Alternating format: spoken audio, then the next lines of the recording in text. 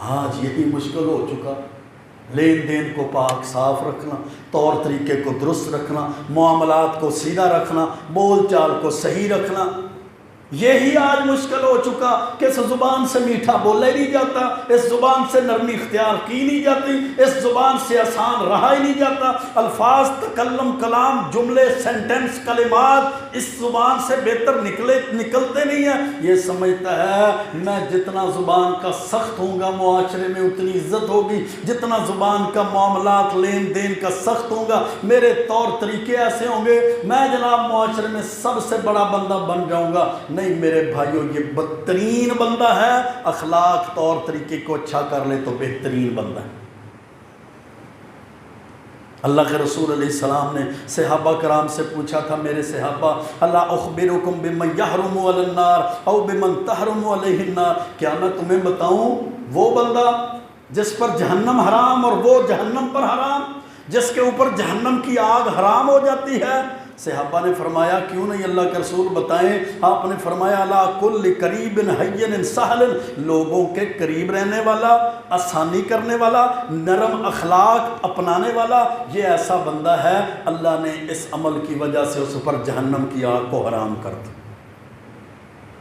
کس وجہ سے؟ سختی کی وجہ سے نہیں بلکہ نرمی کی وجہ سے، آسانی دینے کی وجہ سے، لوگوں کے اندر رہنے کی وجہ سے، لوگوں کے قریب رہنے کی وجہ سے، اس کی نرمی کی وجہ سے، اس کے اچھے اخلاق کی وجہ سے۔